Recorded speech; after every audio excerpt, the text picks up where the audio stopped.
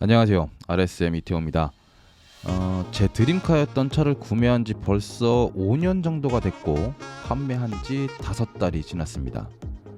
판매하고 나서 바로 동영상을 만들고 유튜브에 올리고 싶었지만 바쁘다는 핑계로 이제서야 동영상을 만들어 올리고 있습니다. 자, 그럼 5년 동안 BMW 640D 그랑 쿠페를 타고 다니면서 소소하게 느꼈던 점들을 이야기 한번 해보도록 하겠습니다. 640D는 BMW 차량 중에서 판매량이 많은 차량은 아니었습니다.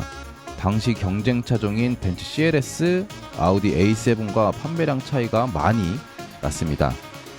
CLS는 브랜드 네임 밸류와 가격, 그리고 A7은 가격에 밀려 판매량이 적었던 것 같습니다.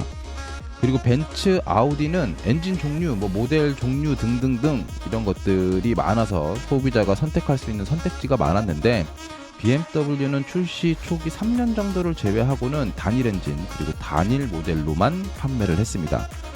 제가 구매한 모델은 판매 가격도 무려 1억이 넘는 1억 2천만 원대에 판매를 했고 프로모션으로 구매를 한다고 해도 상징적인 금액 1억이 넘는 차량이었습니다.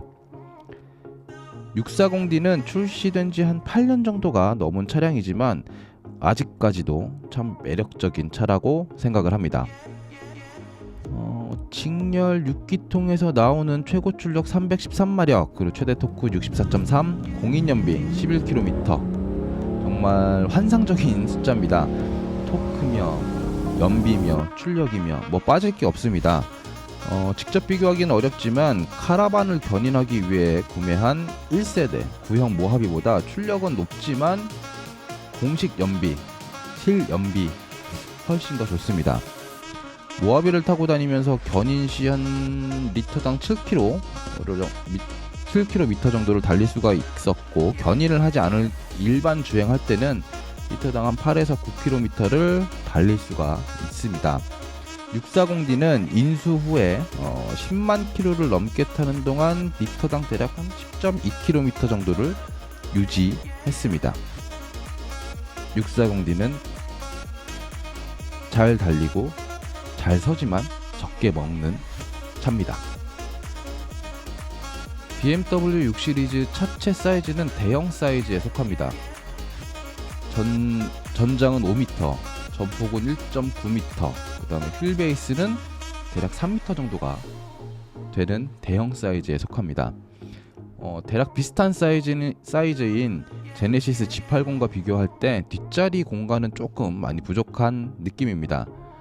거기다가 일반 승용차보다 엔진룸 자체가 길게 빠져 있어 실내 공간이 더 좁게 제작되어 있습니다.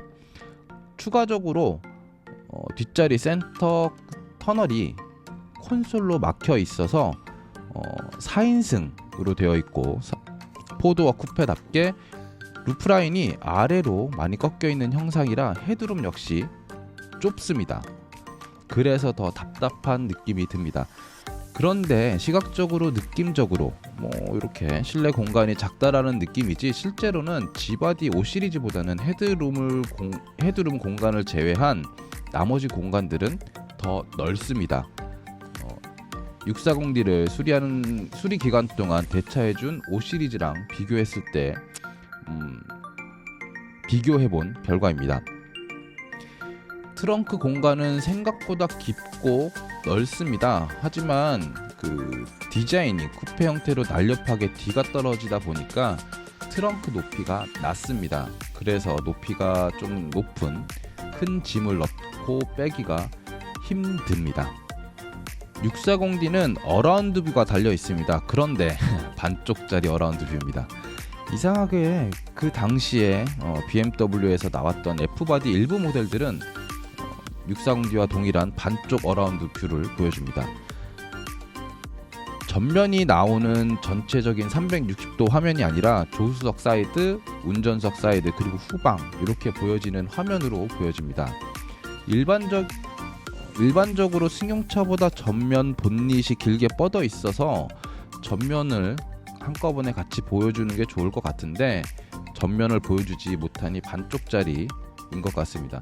근데 특이하게 전면 사각지대 양쪽을 보여주는 전면지대 사각뷰라고 해야 되나요? 뭐 이런 뷰를 따로 보여주기도 합니다. 그리고 트렁크 1억이 넘는 차량인데 전동 트렁크가 장착되어 있지 않습니다.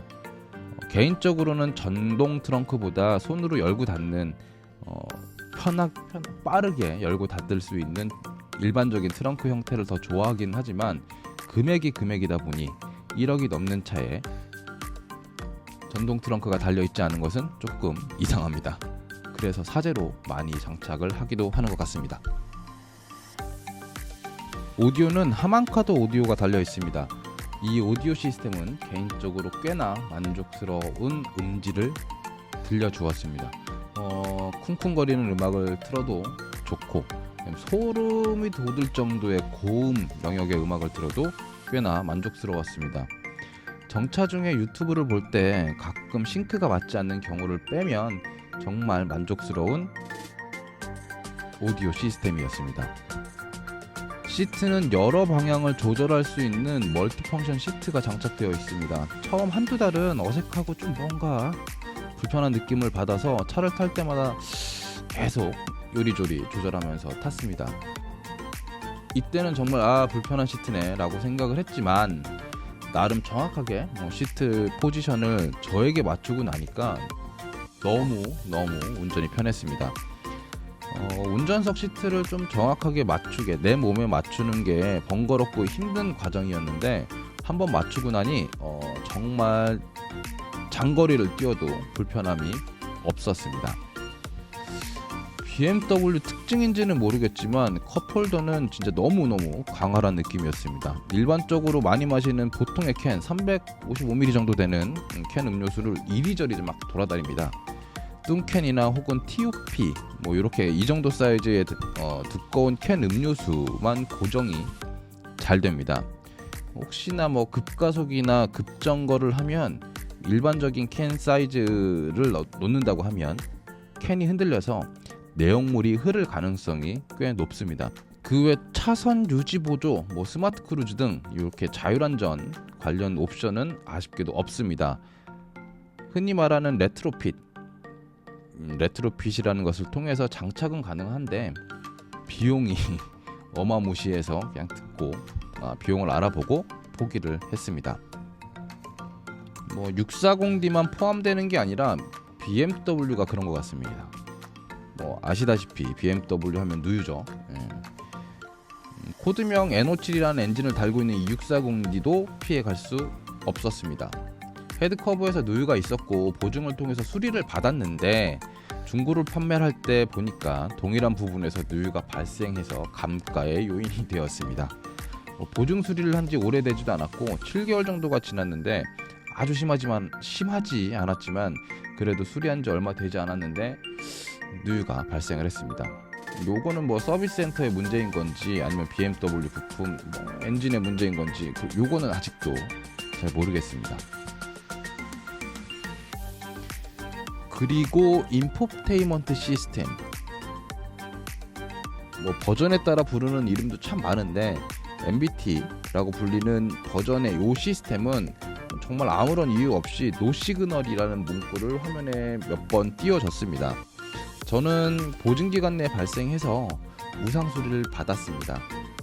노시그널이 자주 뜬다고 하면 문제가 발생이 돼서 오디오 시스템 자체를 인포테인먼트 시스템 자체를 교체해야 되는 경우가 발생하기도 합니다.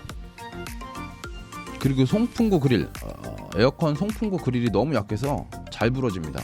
플라스틱 부품이니까 잘 부러질 수도 있는데 문제는 가격이 사악합니다. 그나마 BMW는 비품 싸제 부품들이 많아서 저렴하게 수리할 수 있는 거 아니야? 라고 생각할 수가 있는데 그런 부품들은 3 시리즈, 5 시리즈, X5, X3 등등등 이렇게 많이 팔린 차량에만 해당되는 것 같습니다. 예전에 인터넷을 통해서 부품을 구매하려고 했는데 동일한 송풍구를 5 시리즈와 6 시리즈 정품이 아닌 그냥 일반 서드파티 부품으로 구매를 했을 때도 2배에서 3배 정도의 가격 차이가 났습니다. 요거는 많이 팔리는 차를 타야 유지 보수가 조금이라도 저렴하게 할 수 있는 것 같습니다.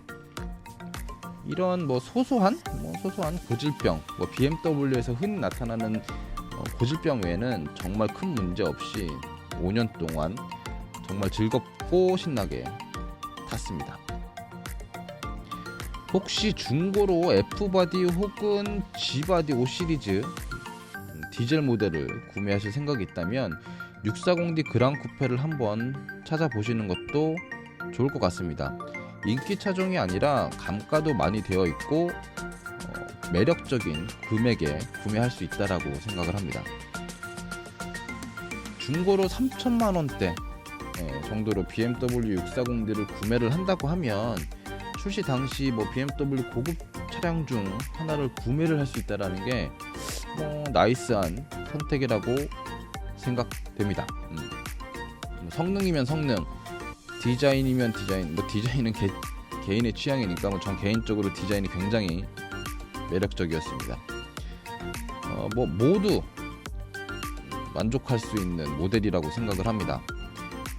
중고로 판매한 지 벌써 한 5년 정도가 지났는데 종종 도로에서 보게 된다고 하면 진짜 디자인은 정말 멋지네 라는 생각을 한 번 더 하게 되는 차량입니다.